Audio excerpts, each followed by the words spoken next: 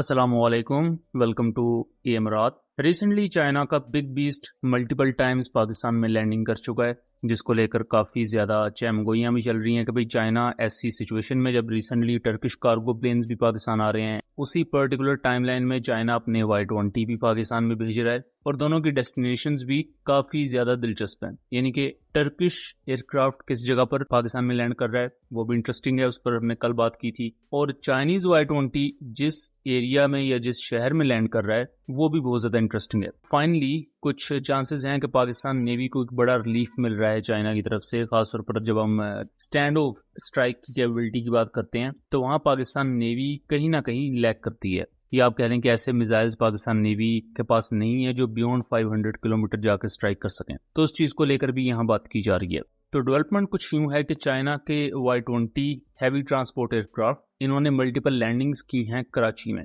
पाकिस्तान में इन्होंने multiple landings की हैं कराची शहर में। और ये जो Y-20 एयरक्राफ्ट है ये चाइना का मेन स्ट्रीम ट्रांसपोर्ट एयरक्राफ्ट है जिसे चाइना ने खुद बनाया है। ये WS-20 हाई बाईपास इंजन को यूज़ करता है और ये एक बड़ा टेक्नोलॉजिकल ब्रेक थ्रू था चाइना के लिए, बिकॉज इससे पहले वो रशियन कार्गो प्लेन्स यूज़ कर रहे थे। अब Y-20 की जो पेलोड कैपेसिटी है या इक्विपमेंट जो ये कैरी कर सकता है वो 66 टन है, जो कि रिसेंटली तुर्किया के AM-400 जो कार्गो पाकिस्तान में आए थे उनसे 2 गुना ज़्यादा है इसकी पेलोड कैपेसिटी। तो ये एक वक्त में मिसाइल्स, टैंक्स, एयरक्राफ्ट, हेलीकॉप्टर्स, बहुत बड़े नंबर में ट्रूप्स कैरी कर सकता है। तो इस वजह से चाइना अपने कार्गो ऑपरेशंस के लिए, अपनी मिलिट्री ट्रांसपोर्ट के लिए Y-20 को ही आजकल यूज़ कर रहा है। ये उनका वर्कफोर्स है। कराची में जो लैंडिंग हुई है, और यहाँ आप देख सकते हैं फ्लाइट ट्रैकर में कि सिर्फ एक Y-20 नहीं है, मल्टीपल Y-20 कराची में लैंड हुए हैं। तो ये जो Y-20 कराची में लैंड हुए हैं इसको लेकर 2 बड़ी थ्योरीज हैं और ये दोनों थ्योरीज सेंस बनाती हैं। पहली थ्योरी ये है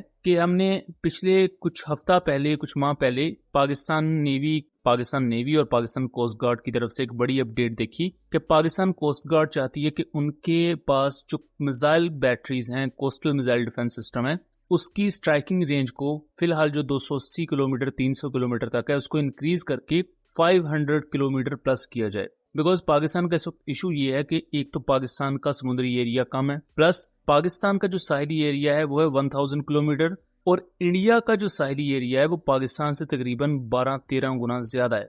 तो इंडिया को एक एज हासिल है कि अगर लेट्स सपोज वो पाकिस्तानी पानियों के करीब ना भी आए तो वो अपनी शिप्स को वापस अपने डॉकयार्ड में लेकर जा सकते हैं और वहां फिलहाल पाकिस्तान की कोस्टल मिसाइल बैटरीज हिट नहीं कर सकती, क्योंकि पाकिस्तान के पास जो कोस्टल मिसाइल बैटरीज की कॉन्टेक्स्ट में मिसाइल्स मौजूद हैं वो है ज़र्ब, आई बिलीव सो, जिसकी मैक्सिमम रेंज है 280 किलोमीटर। और फ्यूचर में पाकिस्तान इस चीज़ को इंडिकेट कर चुका है कि हम एटलीस्ट अपनी कोस्टल मिसाइल बैटरीज में ऐसे वेपन सिस्टम्स लेकर आएंगे जिनकी रेंज 500 किलोमीटर या उससे ज़्यादा होगी। अभी स्मैश मिसाइल को लेकर भी पाकिस्तान काम कर रहा है जिसकी फिलहाल रेंज 350 से 450 किलोमीटर तक क्लेम की जाती है। उसके साथ साथ हरबा क्रूज मिसाइल है, बट फ्यूचर में हम जिस तरह देख रहे हैं कि सुपरसोनिक क्रूज मिसाइल्स और हाइपरसोनिक मिसाइल्स या हाइपरसोनिक बैलिस्टिक मिसाइल्स काफ़ी ज़्यादा इस वक्त ट्रेंड में चल रहे हैं, हाउथीज यूज़ कर रहे हैं। ईरान ने उनको बहुत बेहतर तरीके से डिप्लॉय किया है, तो पाकिस्तान नेवी भी अब उन ऑप्शंस की तरफ जाएगी, because subsonic missiles already Pakistan की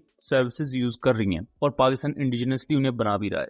तो जब हमने कोस्टल मिसाइल बैटरीज पर बात की थी, उस वक्त वीडियो बनाई थी सेकंड जेन कॉन्फ्लिक्ट कार्ड रात भर, तब हमने इन्हीं चीज़ों को डिस्कस किया था, YJ-17, YJ-19 जैसे मिसाइल्स को, जो कि आपको सुपरसोनिक टू हाइपरसोनिक प्रोफाइल देते हैं, प्लस उनकी रेंज भी ज़्यादा है। सो ऐसी स्ट्राइकिंग रेंज के होते हुए इंडियन नेवी की शिप्स पाकिस्तान के एटलीस्ट वो 450 से 500 किलोमीटर की रेंज में या उतने करीब पाकिस्तानी पानियों के नहीं आएंगी। और यही सबसे बड़ा एज रहेगा पाकिस्तान नेवी को, बिकॉज पाकिस्तान नेवी की तादाद छोटी है और कोस्टल मिसाइल बैटरीज अगर आपको इतने लंबी रेंज पर स्ट्राइकिंग कैपेबिलिटी प्रोवाइड कर देती है तो एनिमी एटलीस्ट आपके एरिया ऑफ रिस्पॉन्सिबिलिटी से काफी दूर रहेगा। फिर बाकी का काम आपकी हंगोर क्लास सबमरीन्स जाके कर सकती हैं। अब अगर दूसरी पॉसिबिलिटी पर आ जाए तो कराची में ही मौजूद है PAF बेस फैसल, जहां GF-17 थंडर के जो RD-93 इंजन हैं उनकी ओवरहॉल होती है, उनकी पूरी MRO फैसिलिटी कराची में। तो यहाँ ये भी पॉसिबिलिटी है कि GF-17 थंडर ब्लॉक 3 के लिए मजीद इंजन चाइना की तरफ से प्रोवाइड किए हों, बिकॉज थंडर के इंजन हैं रशियन मेड, लेकिन उनका जो एग्रीमेंट है वो चाइना और रशिया के दरमियान है। यानी कि चाइना खरीदता है RD-93 इंजन रशिया से, लेटर ऑन उसे अपग्रेड किया जाता है, बिकॉज जो ब्लॉक 3 में RD-93 इंजन यूज हो रहा है उसकी थ्रस्ट आप कह लें कि ज्यादा है ओल्डर RD-93 इंजन से और उसे लोकली मॉडिफाई किया गया है। इनिशियली ये समझा जा रहा था कि RD-93MA है, बट अभी के लिए जो मुख्तलिफ सोर्सेज हैं वो इस चीज को पॉइंट आउट करते हैं कि ये लोकली अपग्रेडेड RD-93 इंजन हैं जिनकी थ्रस्ट को 84 किलो न्यूटन से इंक्रीज करके 90 या 91 किलो न्यूटन किया गया है।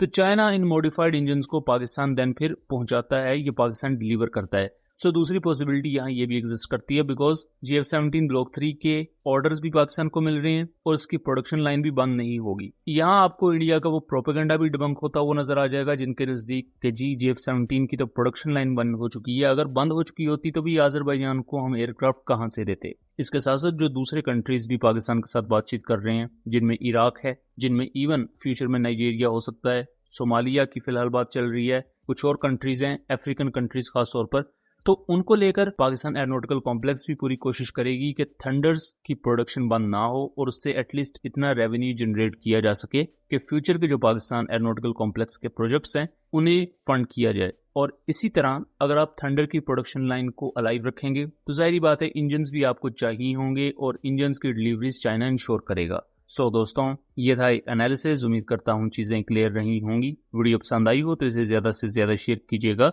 ताकि इस तरह की मजीद इन्फॉर्मेटिव वीडियोस हम आपके लिए लेकर आ सकें। मिलेंगे अगली वीडियो में, तब तक के लिए अल्लाह हाफिज।